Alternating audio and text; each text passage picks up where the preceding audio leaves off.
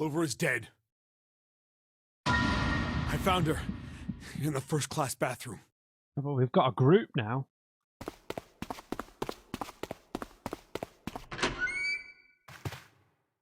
Interesting.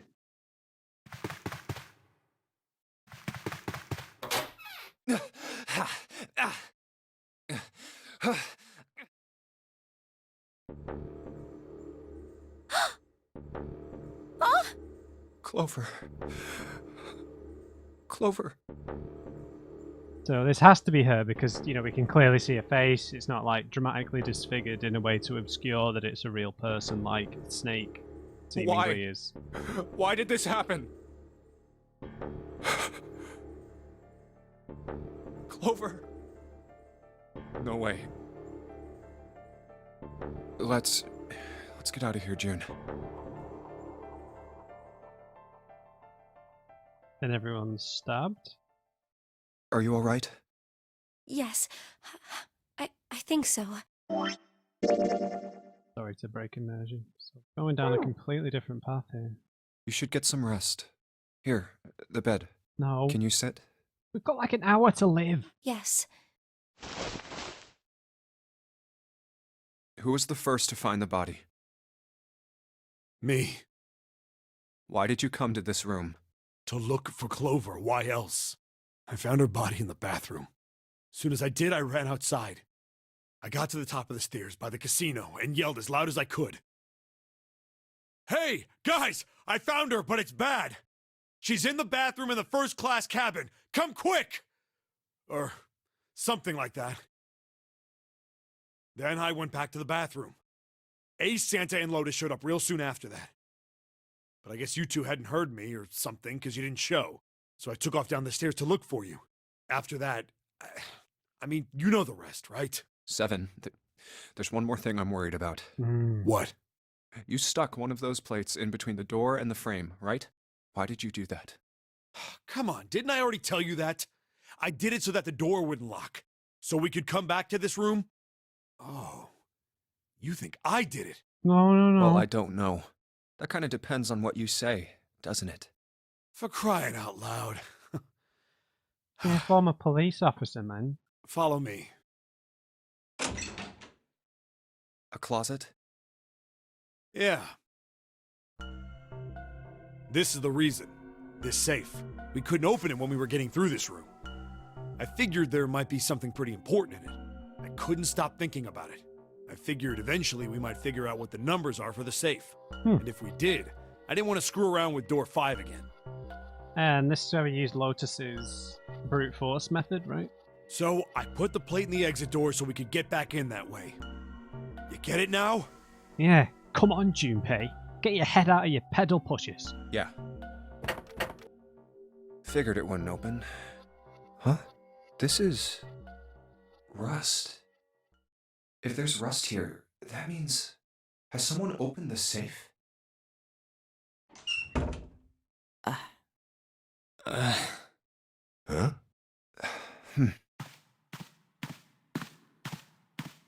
Maybe there's another clue.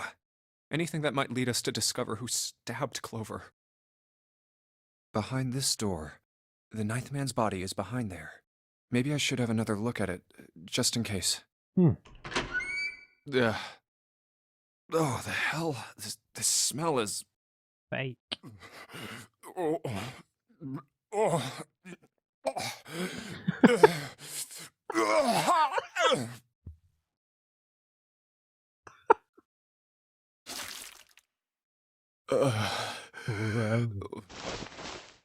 That's enough.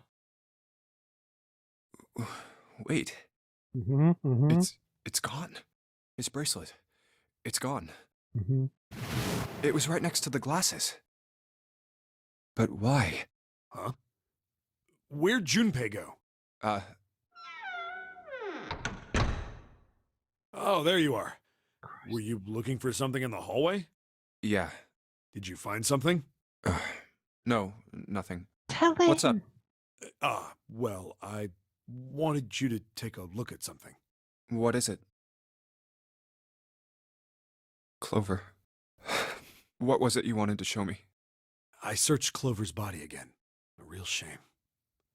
She was stabbed once in the back, probably by a knife or something. And I found this. What? I haven't actually looked at it yet. Didn't want to disturb the crime scene, you know? Basic stuff. Well, I did borrow one thing. What? I'm opening it. Truth had gone, and truth had gone. Ah, now truth is asleep in the darkness of a sinister hand. Ah, now truth is asleep in the darkness of the sinister hand.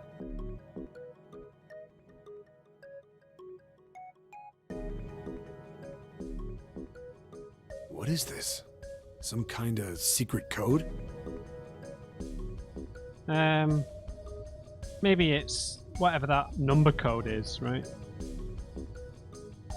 A code. Sinister hand means...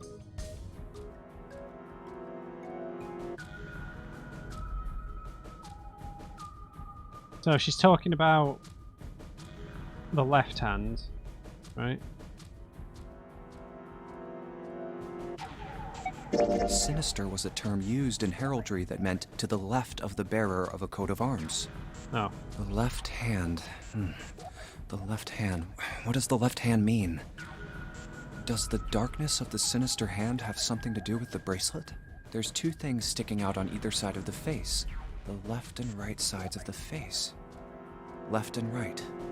Left and right. Right and left. Truth is gone. Truth gone. Fair play, Junpei. I have no idea what you're talking about. Truth. Gone. Maybe those two words.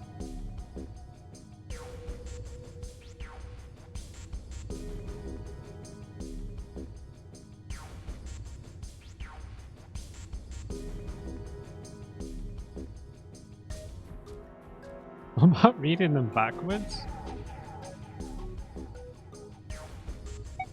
What else could they mean? What else could gone and truth mean? Truth, of course, means something that is correct, something that's fact. In other words, something that is right. You could then safely assume that gone means left. After all, after someone left, they were gone. But in this case, they clearly refer to their directional homonyms.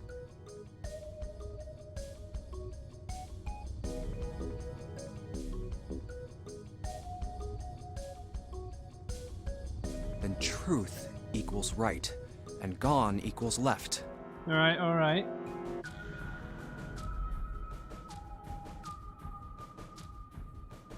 So truth is right, and gone is left.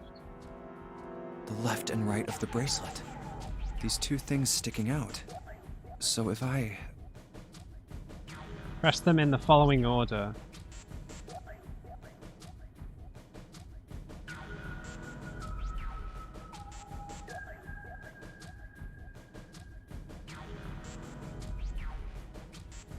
Truth is gone, so right, left. Oh, so it has to be this one, right?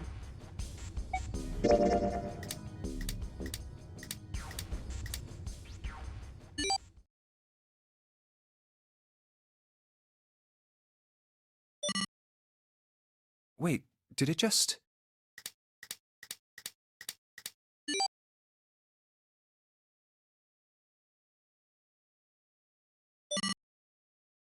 One, 4, 3, 8, 3, 4, 2, 1.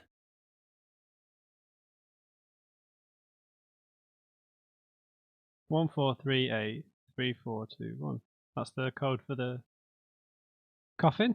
Huh? Hey, what are those numbers? 1, 4, 3, 8, 3, 4, 2, 1.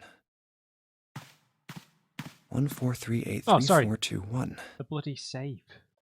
Wake up, Matthew. 1, 4, 3, 8, 3, 4, 2, 1. 1, 4, 3, 8, 3, 4, 2, 1. 1438341. Huh. 1 to the right, 4 to the left. And... oh. Bingo. I knew it was for this. Oh, is this some sort of note? Not in Braille, is it? Let's see. Fact number 1. The Nonary Game was played once before, 9 years ago. Fact number 2. The person with the number 2 bracelet attended the game 9 years ago. Fact number 3. It was planned by the following 4 people. Cradle Pharmaceuticals CEO, Ace, Jintaro Hongu. I'm going to write these names down.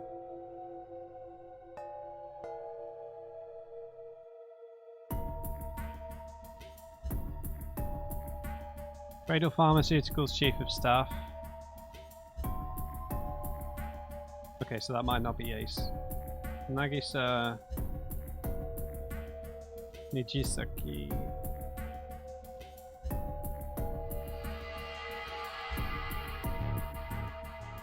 Pharmaceuticals R&D Supervisor Yuruki Kubata.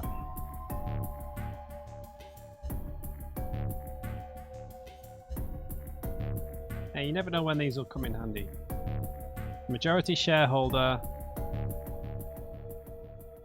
Kagachika I can't pronounce the last one. Musashidu.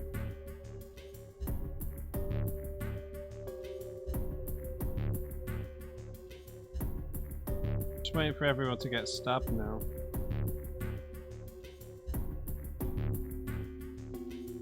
I must punish them for the innocent lives they sacrificed.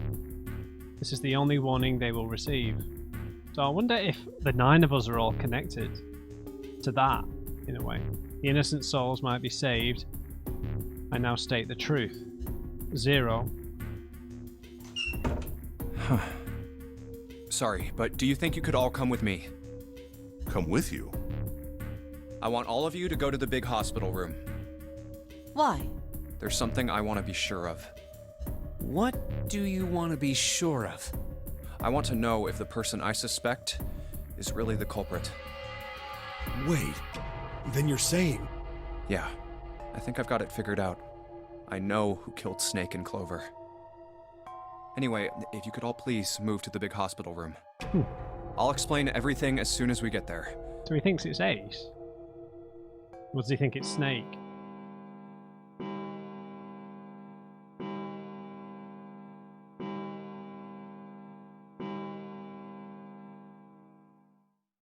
It's 5 o'clock. We don't have a lot of time left. Let's go.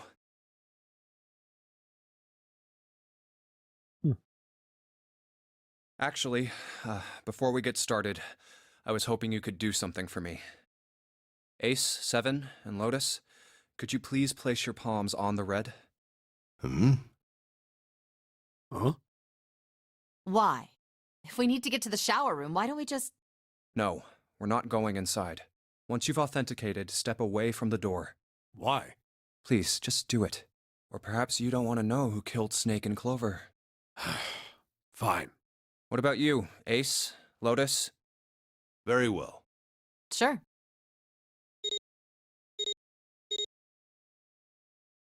I have this idea. I don't think this device responds to a hand placed on it.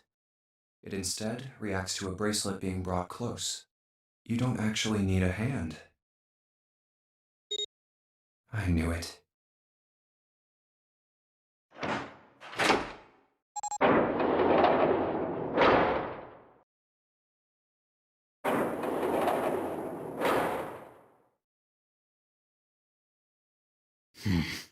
Huh? What was that about? How should I know? Thanks. I appreciate your cooperation. By the way, Ace, would you mind if I asked you something? What is it? Do you know who I am? What? What kind of question? Just answer it, please. Who am I? You're Junpei, of course. Who else would you be? Unfortunately, that's the wrong answer. Actually, I'm Santa. What? The clothes I'm wearing, I borrowed from Junpei.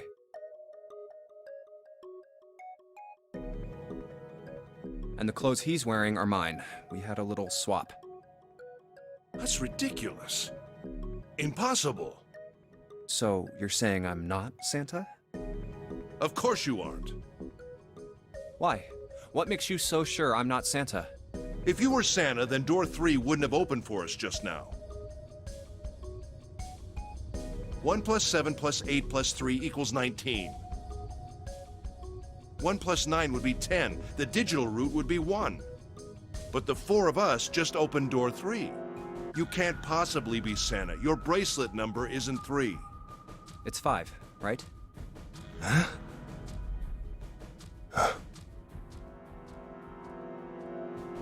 You're exactly right. My bracelet number is 5. Sorry, Ace. I tricked you. Of course, I'm not really Santa. I'm Junpei. Who could possibly think I was? It's obvious I'm not. To think I was? Ridiculous. But I guess you couldn't see just how obvious it was. I asked you before, didn't I? What makes you so sure I'm not Santa? And you answered. If you were Santa, then door 3 wouldn't have opened for us just now. Most people wouldn't say something like that. The first thing that would come to anyone else's mind wouldn't be the bracelet number. There'd only be one thing they'd say. One sentence. You don't have his face. Right, so... Ace, you have prosopagnosia, am I right? Prosopagnosia? What's that? No clue. Prosopagnosia is... Very well. I confess. I have prosopagnosia. I cannot differentiate human faces. Right. Is that what this was about? You want to mock me for my disorder? No, not at all. I'm not making fun of you at all. In fact, I feel kind of bad for you. No, the reason I brought this up is that there's an excellent chance the person who killed Snake has prosopagnosia. What do you mean? I'll just come right out with it. I think it was you, Ace. You killed him. That's ridiculous. What possible evidence do you... I have 3 pieces of evidence. But we've already established that the body... The first. Think back to a few hours ago.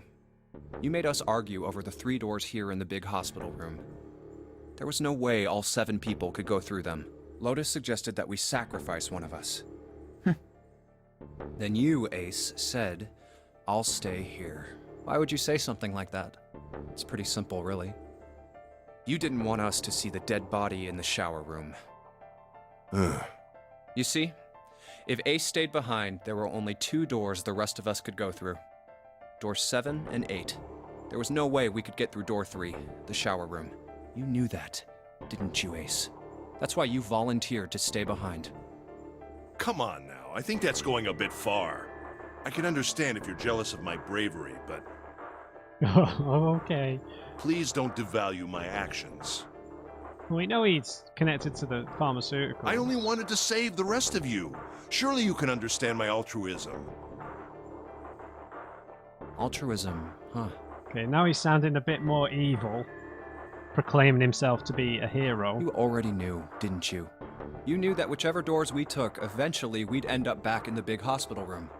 What on earth are you saying? Of course I didn't know that. How could I have? Really? Yes. Oh well, that's cool. I've still got 2 more pieces of evidence that say you're the killer. The second is that, as I said earlier, you have prosopagnosia. Then you mean to imply that a person who can't distinguish human faces must be a bad person? Junpei, they call that prejudice. No, I am not that stupid. Then why? Well, before I explain, I suppose there's something I should tell you. The corpse in the shower room. It's not Snake's.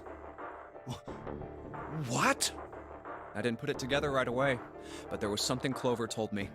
She said that Snake's left arm was prosthetic. He'd lost his real arm in an accident. But the body we saw in the shower room, let's call him Guy X. Guy X's left arm was definitely flesh and blood. In other words, Guy X couldn't possibly have been Snake. Oh God. No. That's impossible.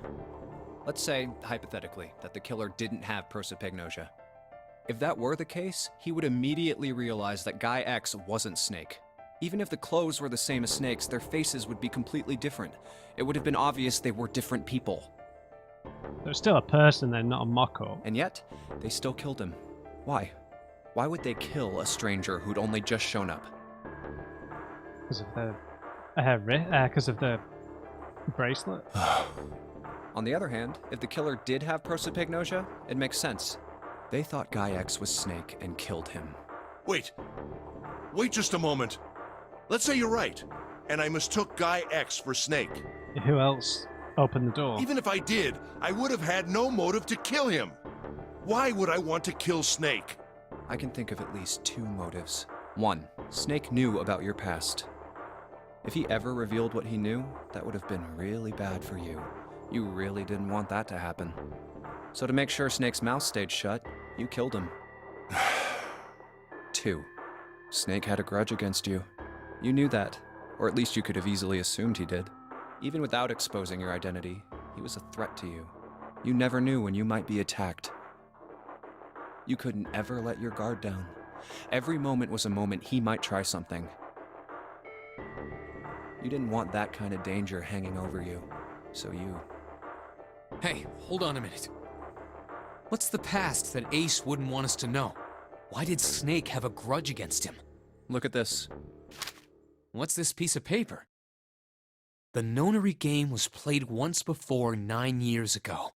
The person with the number 2 bracelet attended the game 9 years ago. It was planned by the following 4 people: Cradle Pharmaceuticals CEO Gentaro Hongo. What is this? It's the message from Zero. It was in the safe in the first-class cabin. Give me a break! That paper is a lie! Someone is trying to frame me! Me. You said me, right? Wouldn't that mean you're admitting you're Hongo, the CEO of Cradle Pharmaceuticals? Or am I mistaken? Very well. I admit that much. I am certainly the CEO of Cradle Pharmaceutical, Gentaro Hongo. So what if I am? I don't know anything about this Nonary game that supposedly took place 9 years ago. Everything on that scrap of paper is bullshit. Someone is trying to set me up, you see? First of all, Junpei, you're claiming I did this all by myself.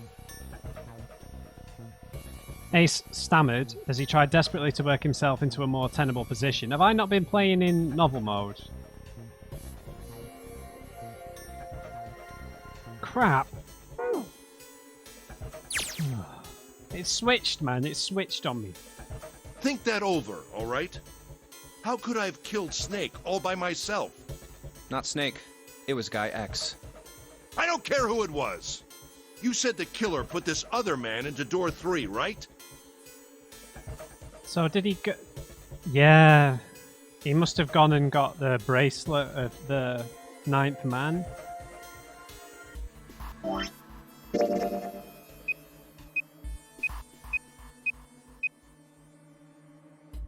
Bah!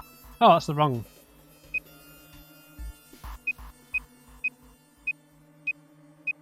Yeah. Yeah, maybe. Yeah, it's him. Then I couldn't have possibly done that alone. I couldn't have opened door 3 with only myself and Guy X. Nope. You could have. Huh? Huh? What? Ace's face was tight and his teeth were clenched. Junpei fixed him with a level stare. The trap was about to close. Actually, Ace, when you were unconscious, I took something from you. Remember when you were injected with that anesthetic and fell asleep in the big hospital room? Yeah, back then, I took this. Junpei put his hand in his pocket. No! You couldn't have! Ace's right hand moved. Junpei smiled. He didn't take it. I got you, Ace. Your right hand there tells me all I needed to know. You want to tell me what you were so worried about? What's in your pocket? It's the number 9 bracelet, isn't it? Ace, Guy X, and the 9th man's bracelet. That was all you needed to open door 3.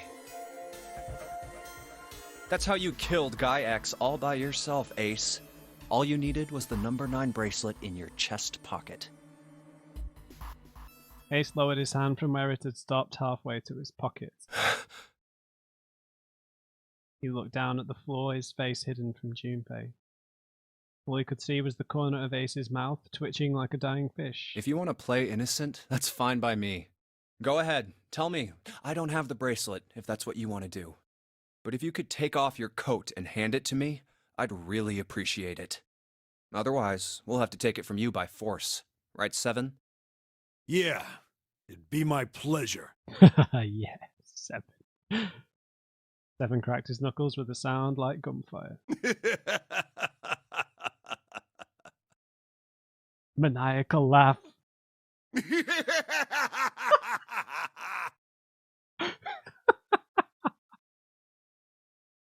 Come on, Ace.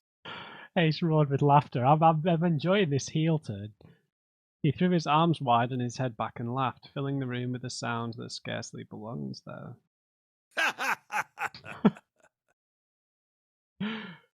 What the hell? And it stopped. His arms came down and his head dropped to look straight ahead at Junpei. His face was flat and cold, devoid of any emotion. So that means he's got a knife. That means he's the one who killed Clover, and he's the one who stabbed everyone in all the other endings. Well done, Junpei. As you so correctly deduced, I have the number 9 bracelet. I retrieved it while we were searching for the missing hardware for the Red. I left the room I was supposed to search and headed to the first-class cabin on B deck.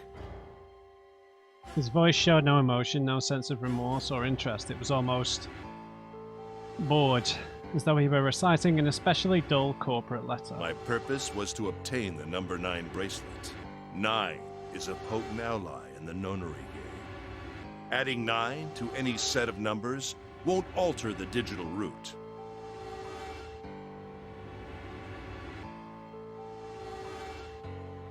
As you can see, 9 is a very useful number here. With it, one can go anywhere, with anyone.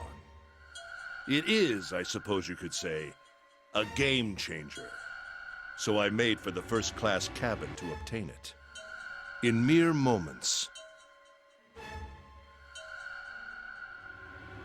I successfully acquired the number 9 bracelet. Yes, tell me your entire evil scheme. There was also an unexpected bonus. The knife the 9th man had used. I quickly pocketed both of them and left. I made my way back to where I was expected to be. That's when I ran into Snake. Well, this guy X, actually. I spotted him ahead of me. He was heading for the large hospital room and hadn't noticed me.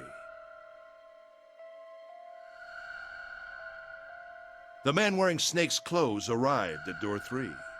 When he stopped, I walked up behind him and called out, "Snake." He turned around. He said nothing. His mouth simply hung half open. He seemed dazed somehow, almost like a man half asleep. Perhaps he had been drugged. It wasn't important. So if Snake had played the game before, perhaps he knew where...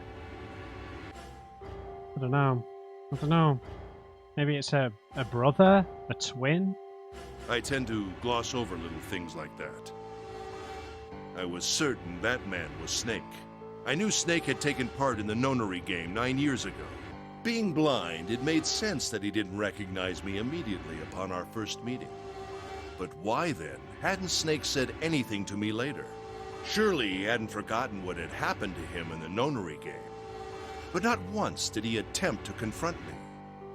Did his lack of sight prevent him from fully recognizing who I was? No, he needed the right moment. Or perhaps Snake had conspired with Zero to deceive me. Regardless, he was a threat, and it was better to deal with him sooner rather than later. I had to get rid of him before he took action. With quick thinking, my plan went into motion immediately. I held the number 9 bracelet over the red.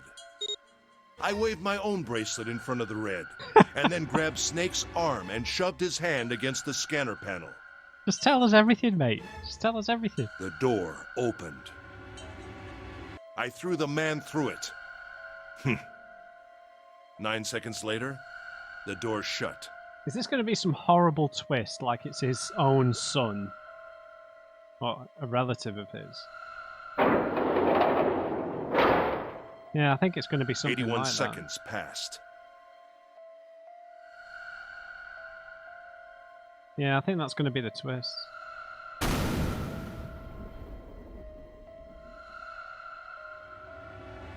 The man inside the door passed away. After that, I returned to my post as though nothing had happened. After conducting my own search, I returned to the large hospital room when the 1 a.m. bell rang. Ace's eyes were cold and his cheeks were hollow and pallid. When he spoke, only his lips and tongue moved. The rest of his face was eerily still. Junpei glared at Ace. He took a deep breath and thought about the next question he had to ask. He didn't want to. He knew what the answer would be. He just didn't want to hear it. Junpei swallowed, then spoke. Ace, did you kill Clover? Yes, Why? Why did you kill her? she was Snake's sister. It was possible he had told her something dangerous. Additionally, she had gone through door 1. It seemed likely she might have found it. Found what? Why don't you go through door 1 yourself? Perhaps it's hidden somewhere. Devon and Lotus interrupted. Yeah, but Lotus and I went through door 1 too. We didn't see anything suspicious. Yes. I thought as much after I heard your report at the central stairs. I doubt the 2 of you could find it. Huh? But perhaps Clover was different. Perhaps she had found it. I was, therefore, desperate to find her. And at last I did, in the first-class cabin. I spoke very calmly. Did you see it? See what? Don't act as if you don't understand. You were in the captain's quarters, weren't you? Uh-huh. What are you talking about?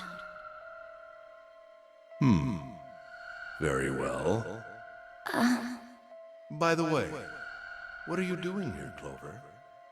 What? Nothing. There's blood on your shoes. It looks fresh. Did you go take a look at the 9th man's corpse? I see. Your silence suggests that you noticed. You saw something, didn't you? You saw that his bracelet was gone. No! Clover ran. She made for the exit, but Ace stood in her way. You aren't going anywhere. He caught her by the collar as she passed and threw her to the floor hard. You're staying here. No! She leapt back up and darted past him into the hallway. Ace followed her to run. Don't you run, little girl. He was faster. Jesus.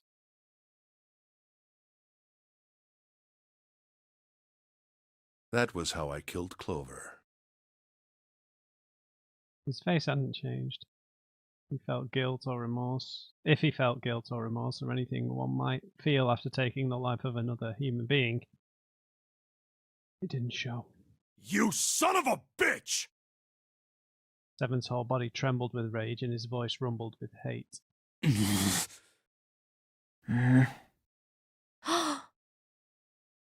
Santa's eyes were bloodthirsty, and Lotus and June's faces were distorted by anger and hatred.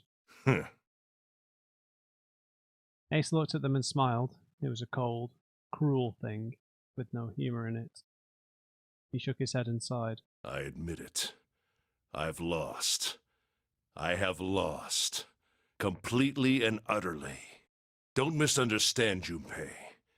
I didn't lose to you. I lost to Zero, not you. I'm rather disgusted with myself for falling into such a simple trap. I looked the fool. And it was a trap, make no mistake. I was trapped and manipulated by Zero. The man I killed in the shower room, if he wasn't Snake, then I have no idea who he was. But he was wearing Snake's clothes, and that was no coincidence. So Snake must be Zero then, right? He had also been injected with something that reduced his cognition and prevented him from identifying himself or resisting me. It must be a relative of his, like the note said about revenge. And we can't forget the components that were removed from the red before we arrived. I have no doubt that Zero planned all of this. Zero made sure I would kill that man. It follows, of course, that Zero knew everything I would do. That I would try to take the number 9 bracelet. That I would try to kill Snake. Everything. Suddenly Junpei remembered the paper he'd found in the safe. He remembered the last words Zero had written on it. I must punish them for the innocent lives they sacrificed. This is the only warning they will receive. The innocent souls might be saved. I now state the truth. Zero. And he remembered other words he'd heard from Clover. I think Zero is one of us. Huh? One by one, Junpei looked at the 5 people standing in front of him. Ace, Santa, June, 7, Lotus. Zero is one of us? No. Wait. Yeah, it was Snake. There's one more person. Snake. The man who died in the shower room isn't Snake. That means he's almost certainly still alive. Maybe Snake is Zero. Maybe he made Guy X wear his clothes so that we'd all think he was dead. Where's Snake now? What if he's off somewhere laughing at us? If he is Zero, he must have been lying to us about everything else. Is he watching us?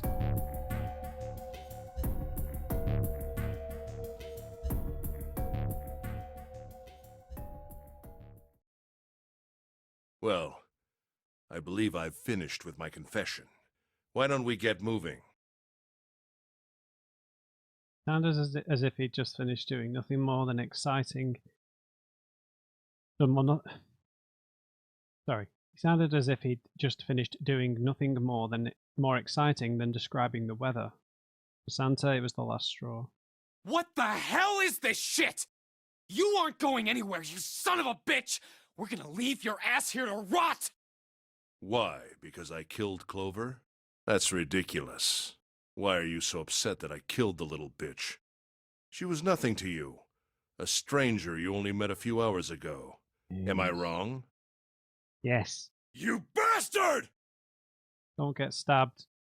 7 roared and lifted a fist that would likely have shattered Ace's jaw. But someone else was faster. Someone else. It was Lotus. She stepped toward Ace, raised a fist of her own, and drove it straight into his nose. Blindsiding me with a punch, huh? You've got some fire, don't you? I confess, I rather like a tough woman. He sniffed and wiped a small trickle of blood from his nose with a raised eyebrow. Well, maybe you'd like another one then. Before that, let me give you one of my own. Huh? Lotus scarcely had time to blink. Ace snaked his arms around her and pulled Lotus's back up against him. In the same motion, he reached into his coat pocket. Oh, he took the gun? It was a gun. The revolver. Almost lazily, he tilted it to point at Lotus's head. If any of you so much as blink, I won't hesitate to pull this trigger. I've already killed 3 people. Don't think I'm not ready to make it 4. 3 people? What do you mean? Very well. Let me take this opportunity to illuminate you. The person who killed the 9th man was me. Although I suppose, to be more accurate, I encouraged him to get himself killed. While we were examining the main staircase, he came to me and told me his name. I recognized it at once, so I gave him a little push. Just a little white lie. But one of the other pharmaceutical guys. It seems the settings for the dead were altered. Now it only requires a single person to deactivate the detonator in the bracelet. Investigate what's beyond door 5.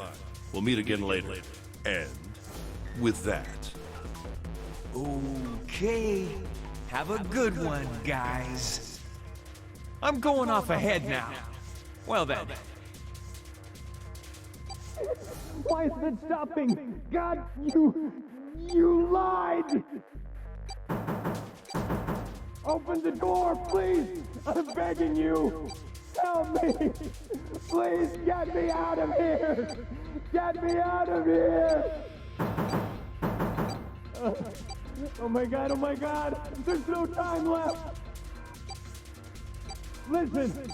I was lied to! He lied to me! He put me in here! It was him! He killed me! It was him! Ah!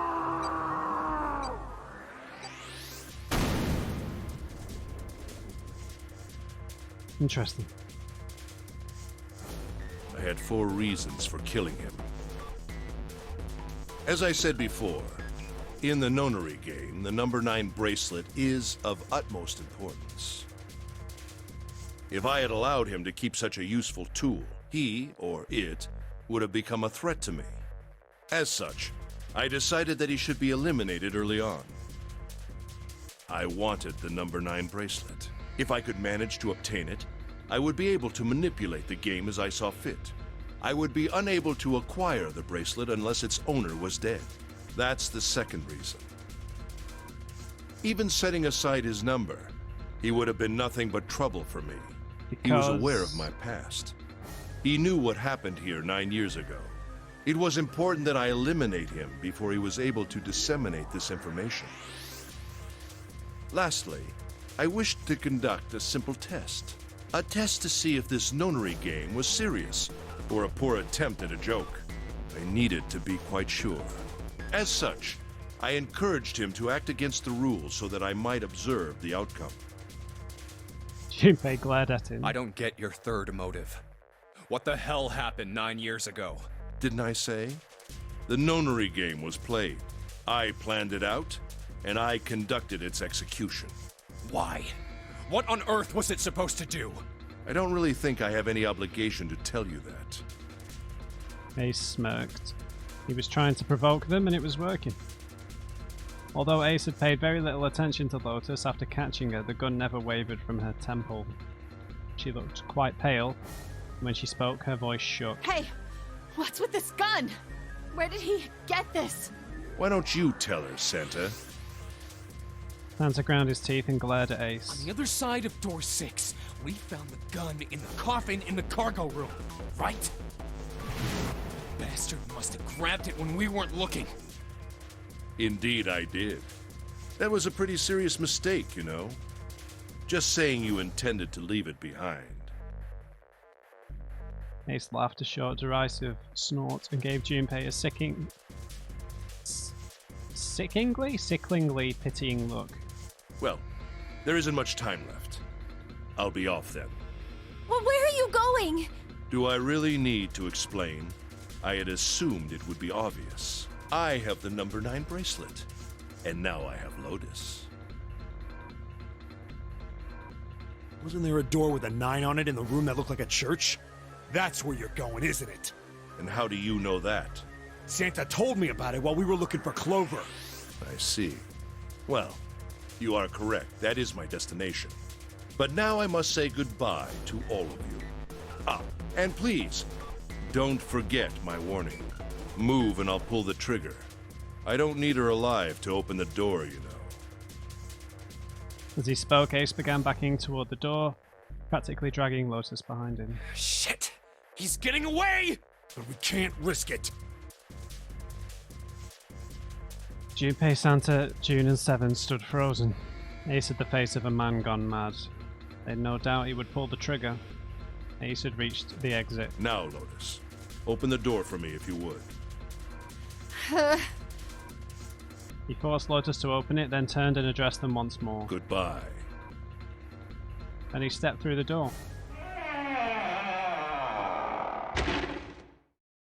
It fell shut. In the blink of an eye, they were gone. Damn it! As soon as Ace and Lotus were gone, Junpei and the others leapt for the door in pursuit of Ace. But as Junpei laid his hand on the doorknob, there was a noise behind him. He looked over his shoulder. June was kneeling on the floor, breathing heavily. Hey! June, what happened? Are you alright? Santa ran to June and wrapped his arm around her before she could collapse all the way. Jesus, you're burning up. Your fever's back. Are you okay? June's fever had returned, again for no apparent reason. Her eyes were watery and her eyelids drooped. Her breath came in dry and shallow gasps. I'm okay. Really, I'm fine. You should be worrying about Lotus. We could get through the door without her, right? No. But Junpei was torn. He couldn't leave June alone in the state she was in. But every moment they waited, Ace was farther away, Lotus's life in his hands. What was Junpei supposed to do? June's eyes drifted to Junpei's. She managed to muster a weak smile. Jumpy, don't worry about me. I just need a little rest. I'll be fine. Don't you remember? I just needed to rest a little bit last time. So please save Lotus. Think about what Ace has already done, Junpei. When he's got what he needs from Lotus, you really think he's just gonna let her walk away? Damn it. You guys go on ahead. Soon as June starts feeling better, we'll follow you. Go! Junpei looked at June. Huh. She nodded once. She couldn't manage much more. But it was all the confirmation Junpei needed. His resolve was set. all right, come on, Seven. We're going after Ace. Hell yeah! Santa, you take good care of June. I'm trusting you. Got it. Santa nodded. Junpei turned. Before he had a chance to change his mind, he started running toward the door. He could hear Seven's heavy footsteps behind him. Let's go! Junpei and Seven exploded into the hallway, their feet pounding the metal floor as they ran.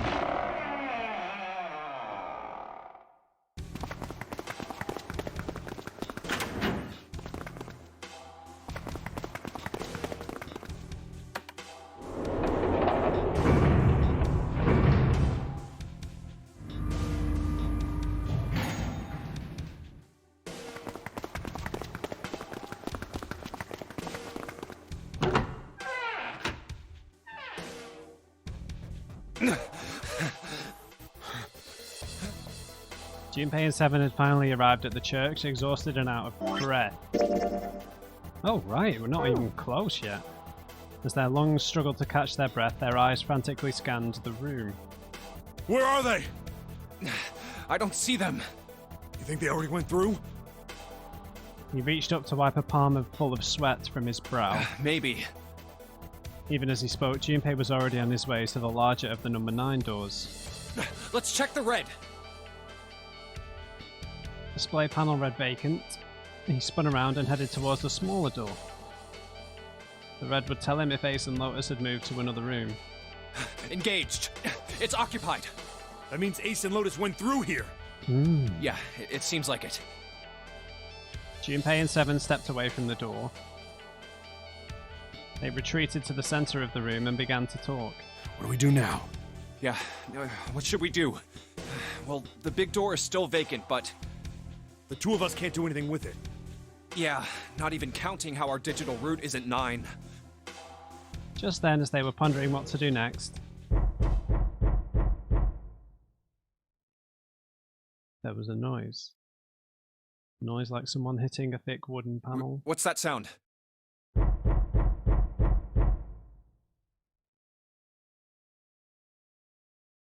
Junpei looked up surprised. Seven followed suit, his eyes jumping around the room, looking for the source of the sound.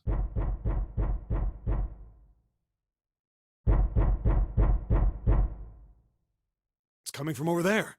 We're still not going to be able to open it though, right? It wasn't long before they found the altar. Or more precisely, what was on it. The coffin. Yeah. Is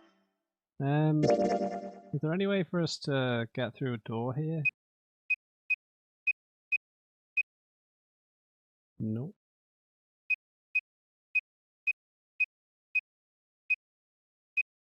Nope.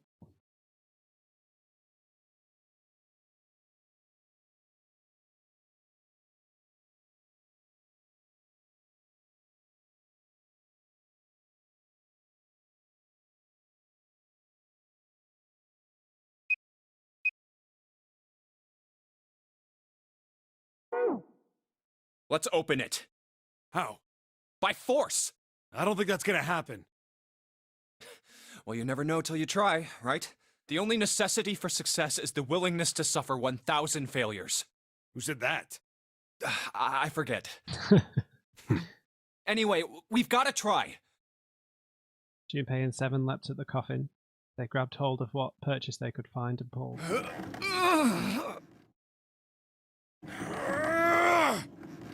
Damn it! See? Didn't I tell you? If you could just pull it open, why would it have something like that? Seven pointed at a keypad on the side of the coffin. Right. So unless I put in the right passcode, it's not gonna open. The noise hadn't stopped. In fact, as it continued, it had only gotten louder and more forceful. What were they supposed to do, Junpei wondered? Use the brute force method. Was there some sort of clue somewhere?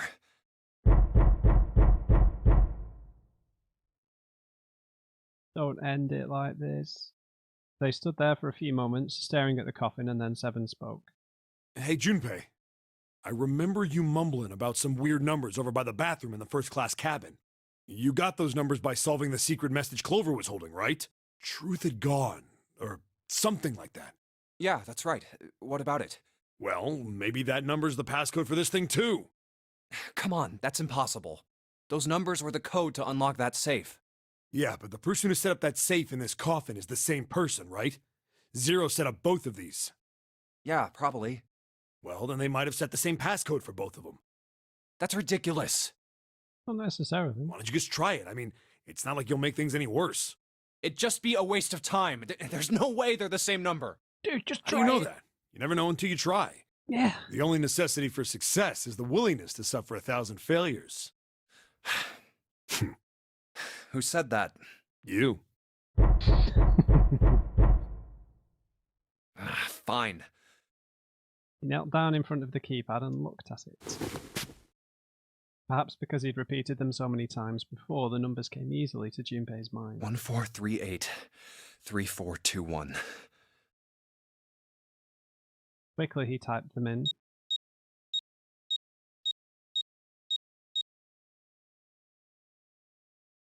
He checked that he'd entered the right numbers, took a deep breath, and pressed the E button. Took only a moment. What? You gotta be kidding me. Please tell me I wrote that down. Yeah, it doesn't matter. I couldn't input them anyway. It was a click. And with a heavy clunk, the lid of the coffin slid off onto the floor.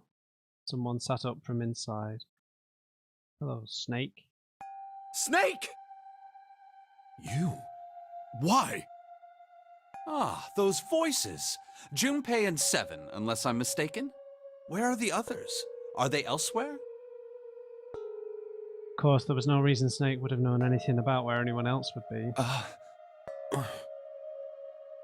Junpei and Seven looked at one another. There was a great deal he needed to know, but they had to tell him something, however, so they began to talk. Snake explained to them how he came to be locked in the coffin. Apparently, he'd been hit with some sort of knockout gas. And Seven and Junpei explained what had happened to the rest of them. I see. I believe I got the gist of everything. Have I been sufficiently caught up? No, Clover. No, there was one thing they kept from him. There was one thing, however, that neither Seven nor Junpei could bring themselves to say. That Ace had killed Clover. They feared that if Snake knew, he might well go insane. Yeah. They decided as much by a look the moment Snake had climbed out of the coffin. But that still doesn't explain why you were trapped in here. We've still got no clue about Zero's true identity, let alone why the hell he's doing all this. Why did he put Guy X in Snake's clothes? Is all this stuff somehow related to that Nonary game that was played 9 years ago? Hey, Snake, do you know anything? Junpei put the question to Snake. Okay, sorry, I had to stop recording because the video length was at like 2 hours. I've no idea what the video length is now, but I just had to stop playing, so we're gonna carry on. Let's go. Junpei put the question to Snake. His answer was less illuminating. What are you talking about? I apologize, but I have no idea what you're saying. It seemed as though Snake was perhaps not being entirely honest. But that knowledge did Junpei and Seven little good.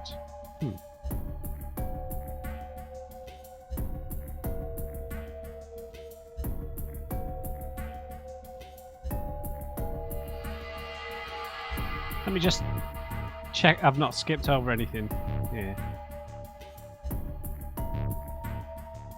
Yeah, they decided not to tell him about Clover. That's gonna come to bite us. Oh, come on, just tell us if you know. I don't know what to tell you. How can I know something I don't? No matter how many times they asked, he insisted that he knew nothing. It was becoming clear that Snake wouldn't give in, and every second they spent asking him was a second wasted. This is bad. We're running out of time. We need to go after Ace. However, they stood in silence, the overpowering atmosphere of the chapel almost stifling. Junpei, Seven, and Snake simply stood at a loss for what they should do next. What do we do now? He glanced over at Snake's wrist. Sure enough, he could see the 2 on the bracelet on Snake's wrist. The 3 of us can't make a digital route of 9. Yeah, we just get 5. We're stuck here then. Oh, hey, I just remembered something. Seven began patting his pockets as if he were checking to see if any of them held anything. What? What is it? I found something earlier. What did you find? Oh no, is it Clover's? This. He'd finally found the pocket he wanted, and his hand dove into it. Seven pulled out something round and metal. Huh, a bracelet. Oh yeah, off the fake Zero. That might have been Zero, I don't know.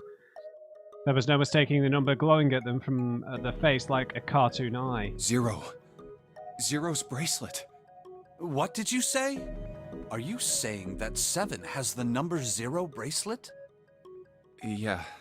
Where did you get that? Snake's question was innocent enough, but if he learned the truth, if he'd been able to see, he would have noticed Seven look away. Clover gave it to me. She did? Yeah. How did she come by it? Well, she found it. See, on the other side of door 1, A deck, the captain's quarters. She asked me to hold on to it because it was too big and bulky for her to be lugging around. He's lying. Junpei could tell right away that Seven wasn't telling the truth. He even told us earlier. I haven't actually looked at it yet. Didn't want to disturb the crime scene, you know? Basic stuff. Well, I did borrow one thing. He probably said that so Snake doesn't find out about Clover. All right, Junpei. Been nice knowing you. Wait, what?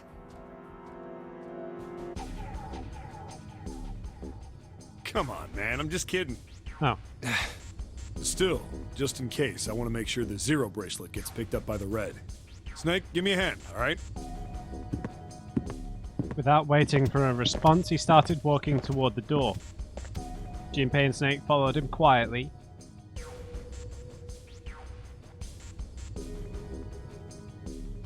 Before long, they found themselves in front of the larger of the two doors. Seven and Snake put their palms on the red. Once they'd done that, Seven put the number 0 bracelet on the scanner panel as well. A third asterisk appeared on the screen. Now they just needed to pull the lever and the door would open. Huh? Why isn't it opening? Error. Well, the third asterisk lit up, so it must have registered the 0 bracelet. Maybe it isn't actually 0. Huh? What? That bracelet may not actually produce the number 0 when scanned. That is what I'm saying. Okay. Why don't we try a few different combinations? Sure. Perhaps we can determine what number that bracelet actually contains. Oh, got it! Junpei nodded. They decided to use the following combination. Yeah, Snake and Junpei. Let's try Snake, me, and the bracelet. If this combination works, then the number for this bracelet is 2.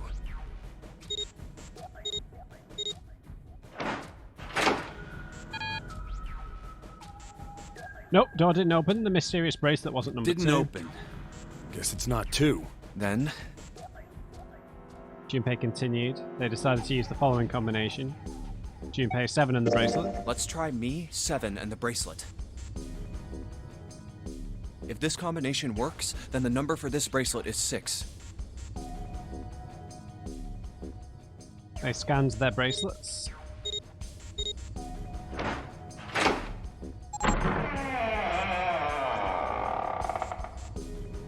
It opened. 6. June. Yes, so it would seem.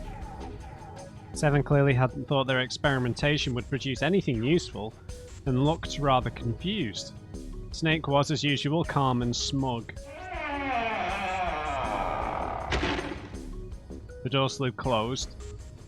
Junpei's forehead furrowed as he thought. That means the bracelet is actually 6.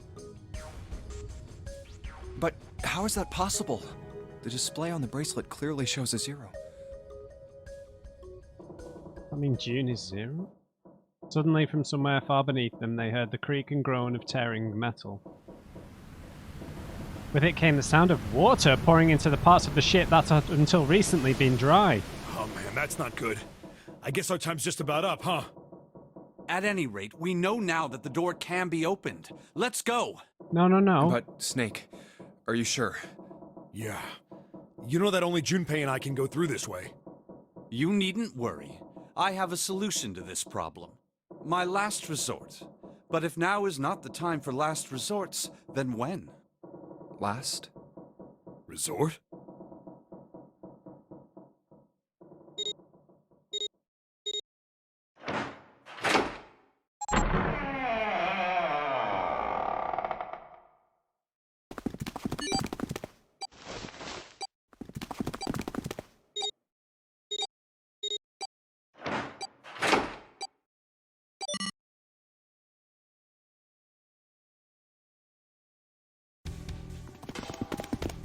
Junpei, 7 and Snake ran full tilt.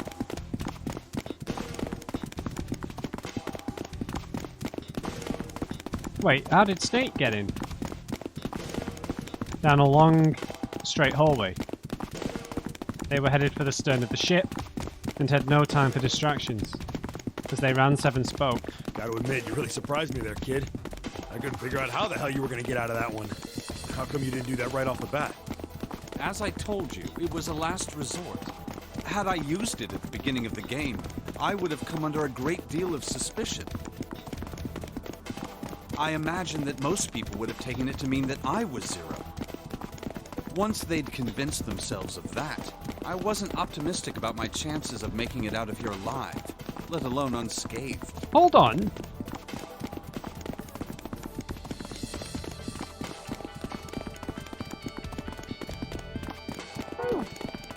I felt it best to play my cards close to the chest, as it were. That way, if I were in a situation where there was nothing else I could do, I'd have a little trick up my sleeve. I'd just take my bracelet off. Snake's plan had been simple but effective. He'd simply removed his bracelet. How? To Junpei, it looked as though Snake had simply crushed the bones of his hand until they were small enough to fit through the wristband. Of course, that would have been practically impossible, so how had he done it? My brother's left arm is... It's prosthetic. It's fake. It's not a real arm. Snake had slid the bracelet off and tossed it into the coffin. I know this is kind of a weird thing to say, but I'm glad that's the fake arm. Don't have to be afraid of the door if you don't got a bracelet. You are correct. He'd walked through the door easily without authenticating. Oh, right. Of course. He stepped out on the other side unscathed and began running down the hall alongside Seven and Junpei. They kept running for a while longer and eventually came upon a set of stairs leading downward on the right side of the hallway. Stop with the footsteps, men! They stopped and peered down the staircase. I think these stairs connect to the bottom deck. Doesn't look like it's underwater. They nodded quickly to one another and jogged down the stairs. Took only a few minutes to make their way to the bottom deck. There was a single hallway in front of them, at the end of which was a single door. Let's go through that door. Junpei threw it open. Inside was a massive iron gate. The plate was affixed. A plate was affixed to the top of it. It read incinerator. Incinerator? Oh my. That doesn't sound very pleasant. Do you see a lever near the gate, perhaps? Yeah, right over here. How did you know that? Well, I'd be happy to regale you with the story. I imagine it should only take half a day or so. Junpei grumbled, gave Snake a dirty look and jogged over to the lever. If you pull it, the door ought to open. Got it. He pulled the lever down.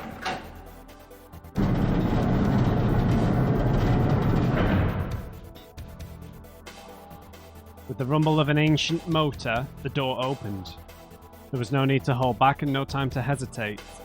They pushed their way inside. Standing in front of them were Ace and Lotus.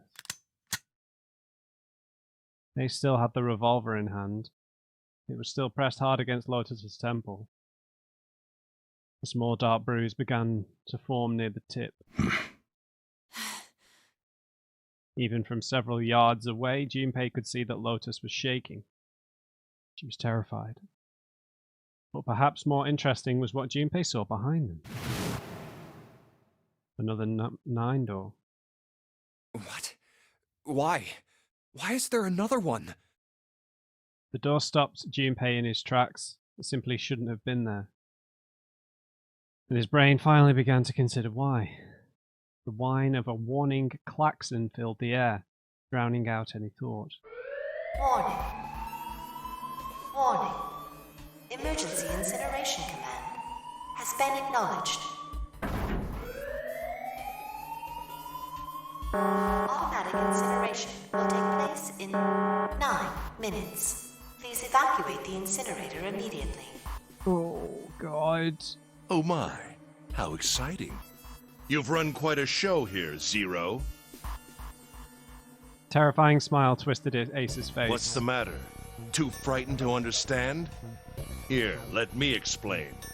It's said that the incineration system is about to activate. In 9 minutes, this room will be engulfed in flame. Who are you? You don't recognize me? Sorry. I'm hurt. It's me, Snake. Snake? Oh, yes. You are alive. I'm afraid your bizarre style had me confused. I'm quite glad to see that you're alive. Ace's voice didn't change. Snake ground his teeth. If you don't mind my asking, how did you get here? Snake, Junpei, 7. The 3 of you couldn't have opened a door with a 9. Did you use Clover's bracelet, perhaps? Oh. What? Well, your reaction suggests that you did not. Hold on. Why did you think we'd have Clover's bracelet? Junpei felt his chest tighten. Oh, they haven't told you? Told me what? Clearly not. Normally, I would take some time and enjoy the moment. But I'm afraid my time is at a premium just now. Oh, man. I'll have to make this quick. Clover. Don't do it, Ace! Keep your goddamn mouth shut! Clover. I said stop it! Don't listen to him, Snake. Junpei could feel his voice going hoarse, but Snake didn't listen to him. What happened to Clover? Ace looked at him. The corner of his mouth curled into the hook of a cruel smile. Clover died. The colour left Snake's face. He shook his head weakly. No, that's not true. That's impossible. It's a lie.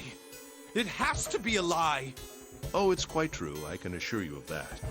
I killed her myself, you see. What? I'm sorry, did I stutter? I killed her.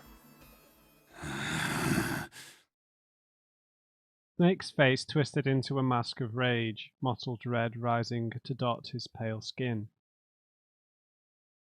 His entire body shook. He looked to Junpei, disturbingly like a demon. I would have rather she died with less suffering. A bullet in her brain, perhaps, would have been ideal. Unfortunately, that would have made quite a bit of noise. Circumstances being what they were, I was forced to settle for the knife. The one the ninth man had, you remember. I believe I caught her just below the shoulder blade. I was rather lucky, in fact. My first thrust went right between her ribs. Her flesh was so soft. My knife slid in so easily. There was no resistance. Jesus, man. That feeling was... I confess, I feel rather excited. It is a powerful memory. Someday, perhaps, I hope I can feel it again. Incineration will begin in 7 minutes. I'm going to kill you. Snake's words were a guttural growl, barely audible. What was that? I'll kill you. I'll kill you. Ah, so you're going to kill me. Please do. Come now. I'm waiting. Don't do it! Don't listen to him, Snake! Stop it, kid. He's screwing with your head. Is there a problem? What are you waiting for, boy? Don't you want me to send you to join your sister? Don't! The Snake! Don't do it! But Snake could no longer hear them. Snake could no longer hear anything.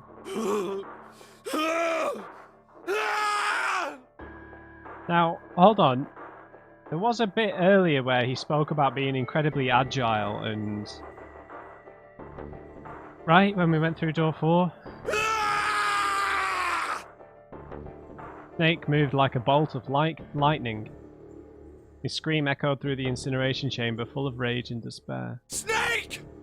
Snake!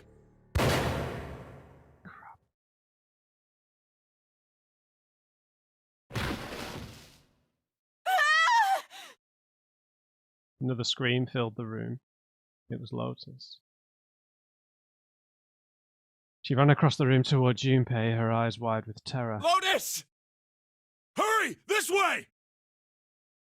Snake's ill-fated attack had loosened Ace's grip on her and she made a run for it. She reached Seven and Junpei and ducked behind them.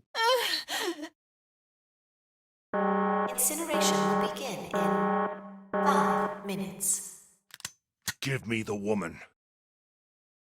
He raised the gun. I need her. I mean, can't he use the bracelet without her? Without her bracelet, I will be unable to open this door. Quickly now! I don't have time for your shenanigans. In the center of the room, Snake's body lay eerily still. He looked like a human larva, prone and vulnerable on the floor. I see. Then it would seem I have no choice. The rest of you must die as well. I mean, we've not had any confirmation that there's a full 6 bullets in that thing, but I suppose he could have checked. Fortunately, I have 5 bullets left. Right. 1 for Junpei, another for Lotus, and the last 3 for that lump of idiotic man you call Seven. I will take Lotus's body with me and leave this room. Incineration will begin in 4 minutes. Well, it looks as though our time together is at an end. Yeah. I rather enjoyed playing with you.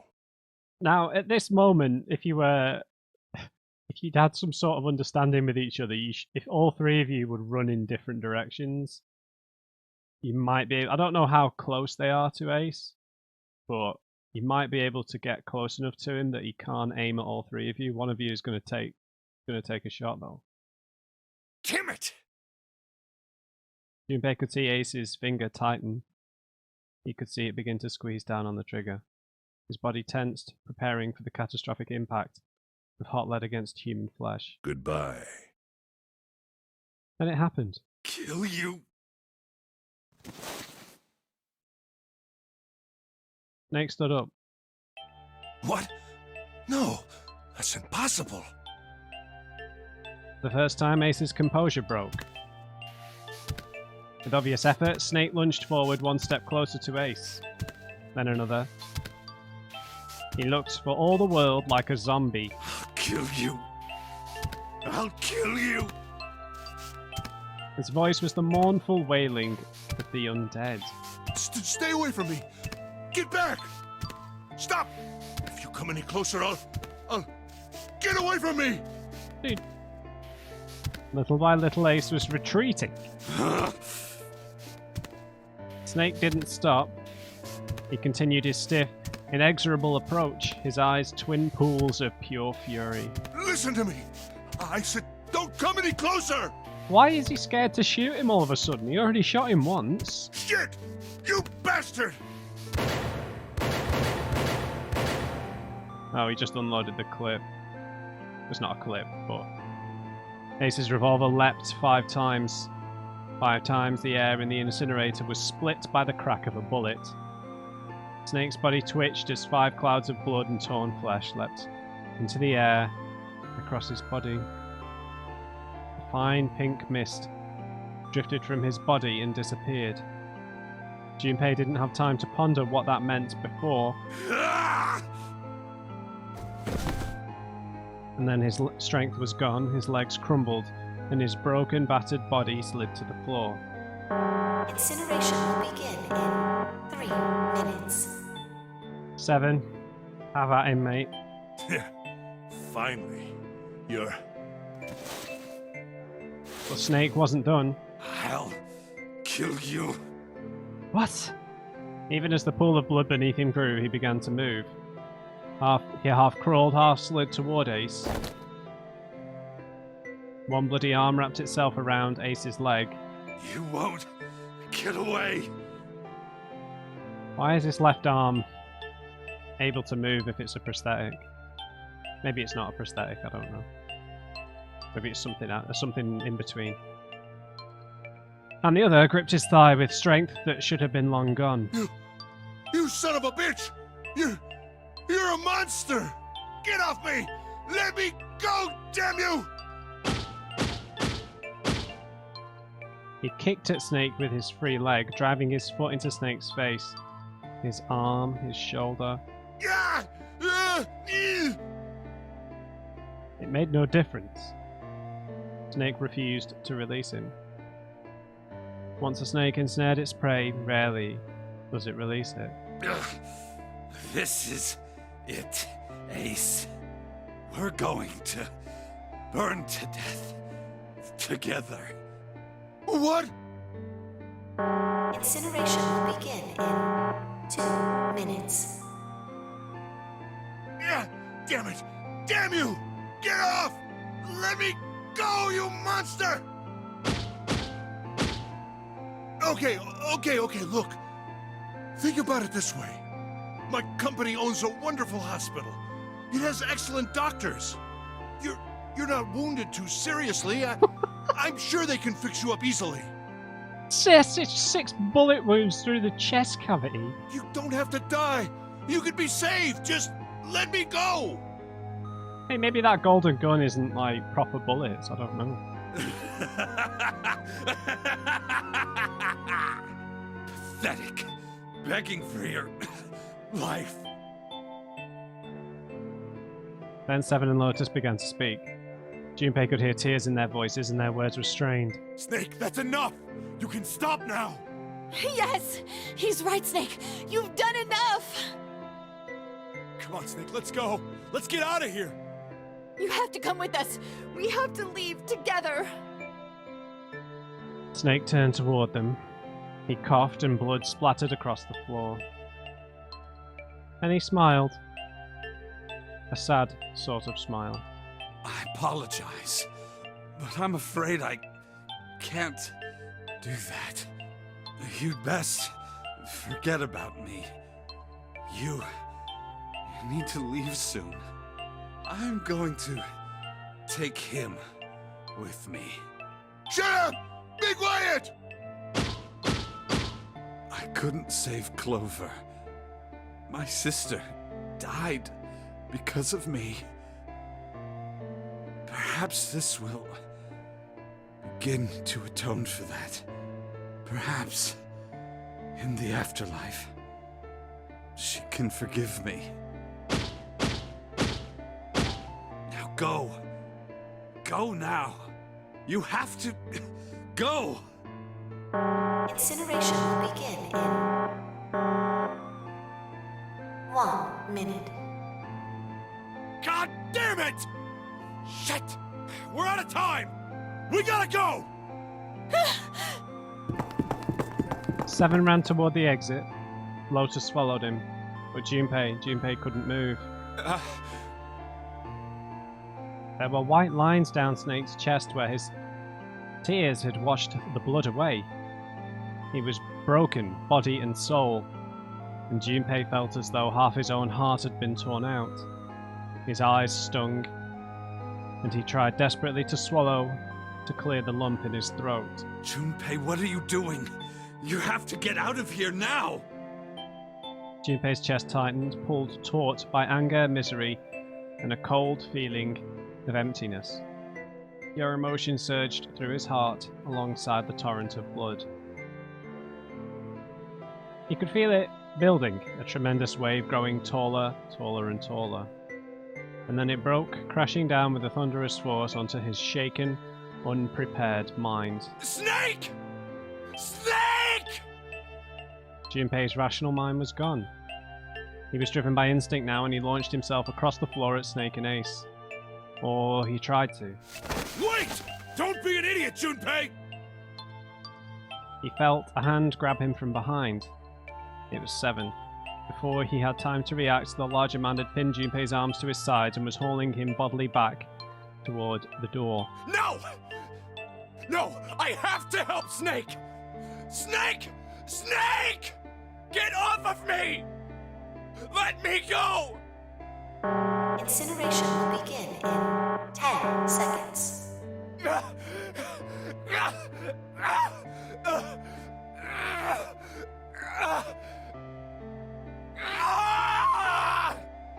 7, 6.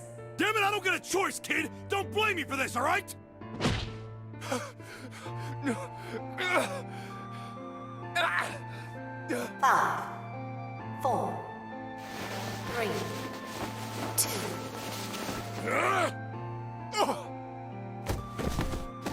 1, 0.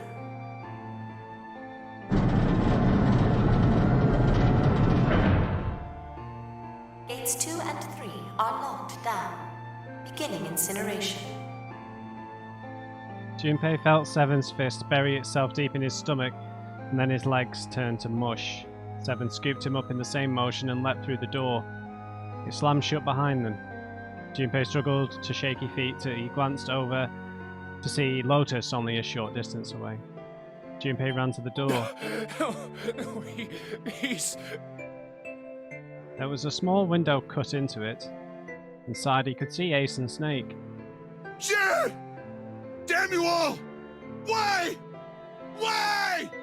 Why me? I don't deserve this! Answer me! Answer me, Zero! Why? Why? Zero! Zero!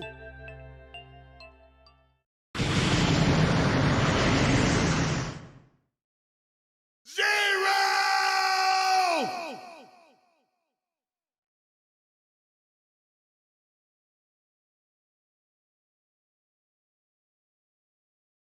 But which door did we run through? Take it we went back there behind us. He didn't know how much time had passed. He didn't know how long he'd stood there for in front of the incinerator. He looked to the side, noticed his face was ashen, and if not for the hand she'd put against the wall, Junpei didn't think she could have stood. Seven looked old and tired and used. His eyes stared at the floor, seeing nothing. Junpei said nothing. He simply began to walk toward the open door in the hallway they'd come down earlier. Hey, wait! Junpei! Junpei, where are you going?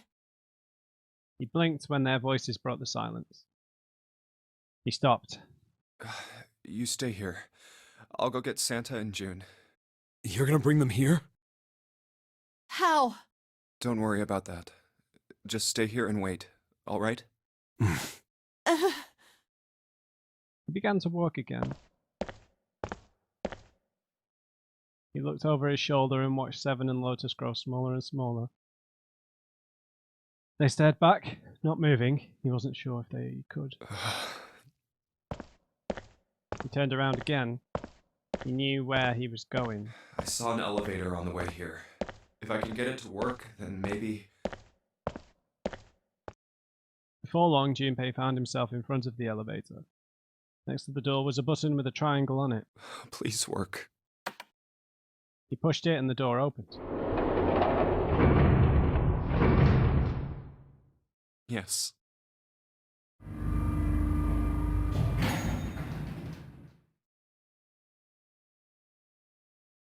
Junpei was in the large hospital room. June! Santa! Now, one thing I did think of, because I had to stop playing, I haven't looked back at the exact footage, but in the ending with the submarine, when every single person got stabbed, did Ace actually get stabbed, or did he make himself look like he'd been stabbed and then go to attack Junpei? Because then that's a worrying proposition then, that there is a different knife wielder here somewhere. He kept calling and walked to the center of the room. Nowhere to be found. Yeah, they're dead. But try as he might, he couldn't find them. Damn it. Where did they go? Increasingly frustrated and increasingly worried, Junpei left the large hospital room. He had no choice. He would have to look for them. Junpei's heart was heavy. He couldn't shake the feeling, but there was a part of him that felt it would be wrong to.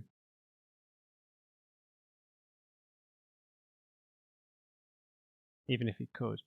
Every step he took, his legs felt more and more like lead.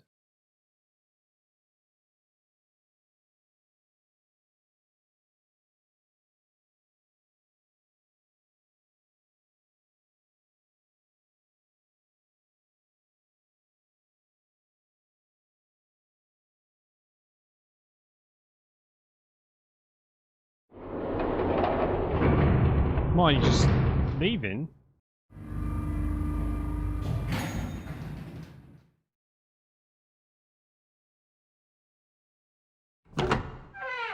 Okay, maybe, yeah. Maybe they went in here. Sometime later, Junpei found himself at the chapel. He stepped inside expecting to find nothing, but there on the red carpet in the center of the room... June!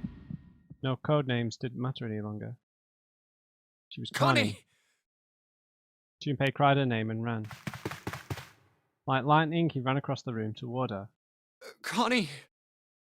He stumbled to a stop. Okay, she's alright, no blood. As he looked down at her body lying so still on the floor, he felt the icy grip of fear upon his heart. She was still, so very still. No. It can't be. It's impossible.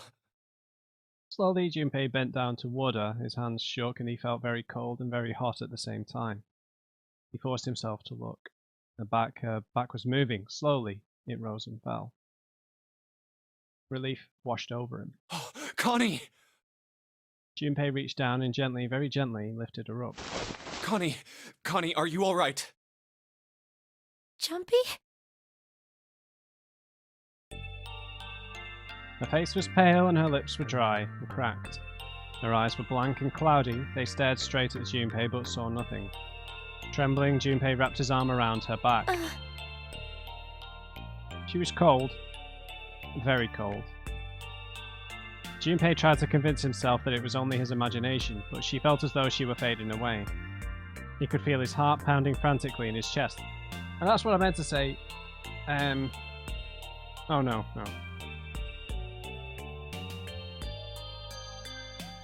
Oh man. Connie. What the hell happened to you? You feel... Jumpy, I'm sorry. Her voice was very faint. I might not make it. Why? No way. I am going to let you die. I am going to save you. I promise. Where's Santa? Thank you, Jumpy. Thank you so much for everything. I was really happy to see you again, Jumpy. Really happy. Don't give me that I was crap. You're gonna see me again lots more times. You just gotta hang on. All right, Connie? Jumpy, did you know you meant a lot to me when we were kids? I've liked you for a long time, Junpei. A really long time. Junpei's vision had gone blurry. It took him a moment to realize his eyes were filled with tears. He could feel a piercing point of heat deep in his heart, like a white hot flame. He looked down at Akane. There was a crack of static from above his head and a voice spoke. Zero. You son of a bitch! Where are you hiding? Junpei frantically scanned the ceiling for the source of the voice. Game over. What the hell are you talking about? It's June!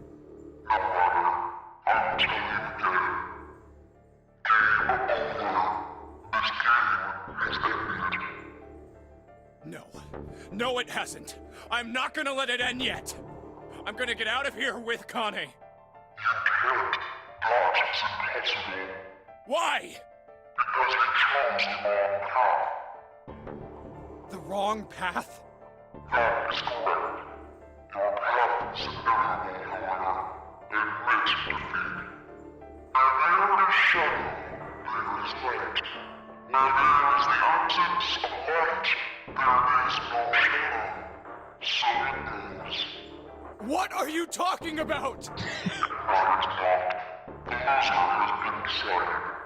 I told you! I am not gonna lose!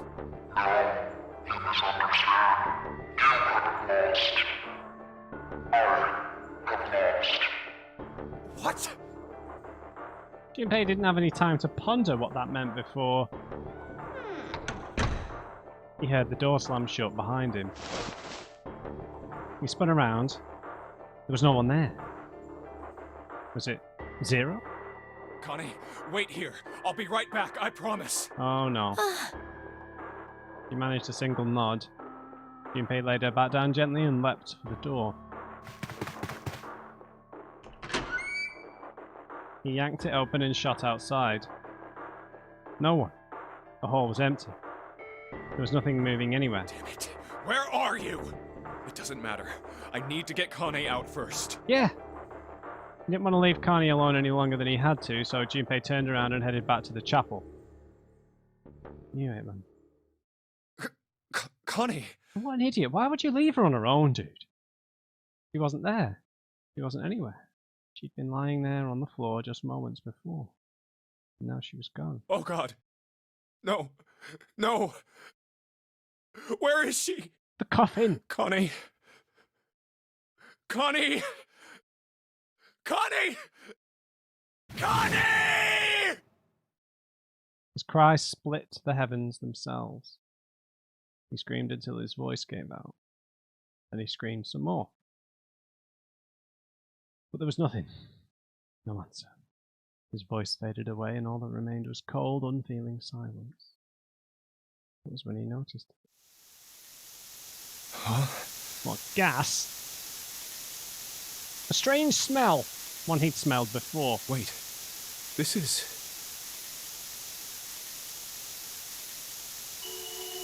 white smoke.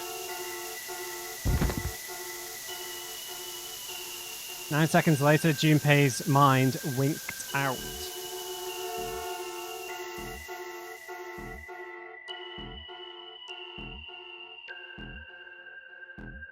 Alright.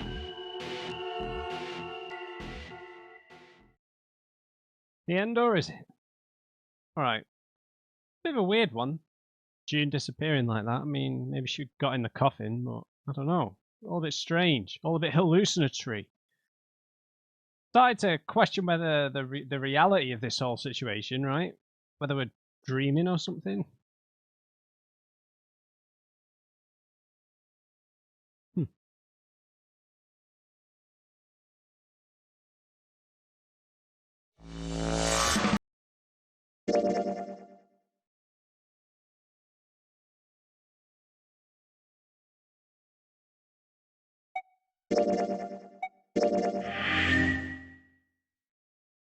There's 2 more endings. One of them is hidden.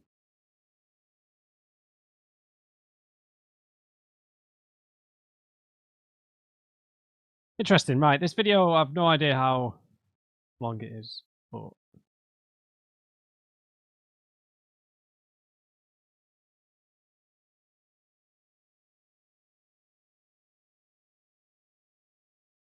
not entirely sure how to get to this ending.